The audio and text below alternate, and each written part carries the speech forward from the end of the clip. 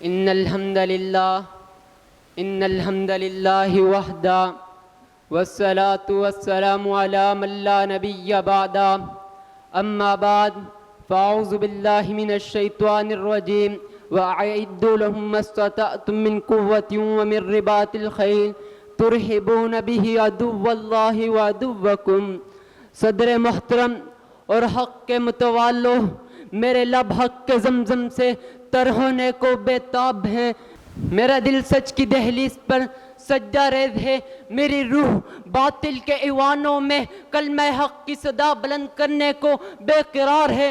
آج میں قلم و کردار، دعاؤں اور وفاؤں، ایمان اور قربانیوں سے جیتی گئی اس مارکے کی داستان لایا ہوں۔ جی وہ ہے مارکہ حق، جی ہاں وہی مارکہ جسے دنیا نے بنیان مرصوص کے نام سے جانا اور جس کی تاریخ نے اسے مارکہ حق کے لقب سے سرفراز کیا۔ صدر ذی وقار، تاریخ شاہد ہے جب بھی بھارت کی فضاؤں میں آفت کے بادل گرجتے ہیں تو بھارت پر سب سے پہلا سایہ پاکستان کا ابھرتا ہے۔ پہلگام کے واقعے کا الزام بھی بغیر ثبوت کے میرے وطن عزیز پر مسلط کر بزدل دشمن نے اسے سنگ بنیاد بناتے ہوئے آپریشن سندور کا وہ سیاہ باب رقم کیا جس میں 6 اور 7 مئی کی رات کی تاریکی میں نہ صرف انسانیت بلکہ مساجد کو بھی اپنی بربریت کا نشانہ بناتے ہوئے ہماری قوت کو للکارنے لگا۔ ہم چپ تھے کہ برباد نہ ہو جائے گلشن کا سکون، ہم چپ تھے کہ برباد نہ ہو جائے گلشن کا سکون، ناداں یہ سمجھ بیٹھے کہ ہم میں قوت للکار نہیں۔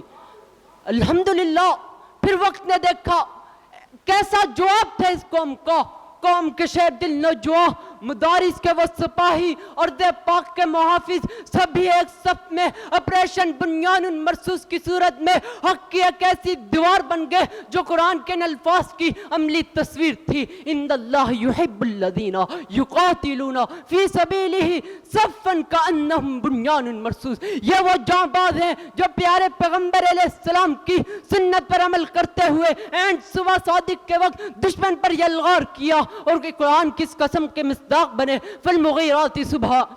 انہی خوبیوں کے ساتھ ہماری پاک فوج نے دشمن پر ایسی ضرب لگائی، دشمن کے خواب خاک میں ملے، رافیل کی گن گرج زمین بوس ہوئی، توپوں کی گرج سسک بنی اور S-400 جیسے دفاعی نظام برباد ہوئے، اور انجام وہی ہوا جو ہمیشہ سے حق کے مارکوں میں ہوا کرتا ہے کہ بزدل دشمن خوف زدہ ہو کر امریکہ کے در پر جنگ بندی کی بھیک مانگنے جا پہنچا۔ صدر ذی وقار یہ مارکہ صرف لڑے ہی نہیں گیا بلکہ اپنے پیچھے وہ اثرات چھوڑ گیا ہے جو تاریخ کے سینے پر نقش ہو گئے ہیں، جن کی تفصیل کا وقت نہیں، صرف طائرانہ جائزہ پیش کرنے کی جسارت کروں گا۔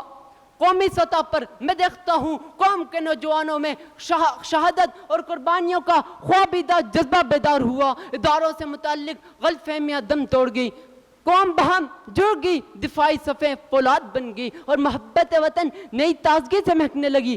یہی نہیں بلکہ دفاعی کفالت کا سفر بھی قوت سے ہمکنار ہوا۔ بین الاقوامی سطح پر بھی مثبت تبدیلیوں کی راہیں ہموار ہوئی۔ دنیا نے دیکھا بزدل دشمن کا غرور خاک میں ملا اور ارض پاک پر میلی نگاہ سے دیکھنے والے دشمنوں پر بھی ہیبت طاری ہوئی۔ دنیا نے جانا اللہ کے فضل و کرم سے پاکستان ایک ناقابل تسخیر قوم ہے، اور پاکستان کے دوست ممالکوں میں مزید قربتیں بڑھی، کئی نئی اقوام نے دوستی کا ہاتھ بڑھایا، بین الاقوامی تائید و توجہ ہماری جانب مبذول ہوئی، خصوصاً مسئلہ کشمیر اجاگر ہوا، بھارت کا مکار چہرہ بے نقاب ہوا، عالمی میڈیا نے بھی پاکستان کے دفاعی عزم کو خراج تحسین پیش کیا۔ فلسطین، کشمیر اور دیگر مظلوم خطوں میں امید کی شمع روشن ہوئی اور کئی نئے عسکری اتحاد نے پروان چڑھا۔ یہی یہ مارکہ ایک حق صدائے حق بن کر ابھرا جس نے یہ اعلان کیا حق ہمیشہ غالب آتا ہے اگر ایمان، قربانی اور اتحاد ہو۔ میں اپنی تقریر کا اختتام ان اشعار پر کرنا چاہوں گا۔ ہم سیسا پلائی دیوار ہیں، ہم سب بستہ غیور و بیدار ہیں، نہ باطل سے جھکے نہ جابر سے جڑے، ہم ہی جاباز اسلام کے وفا شعار ہیں۔ واخر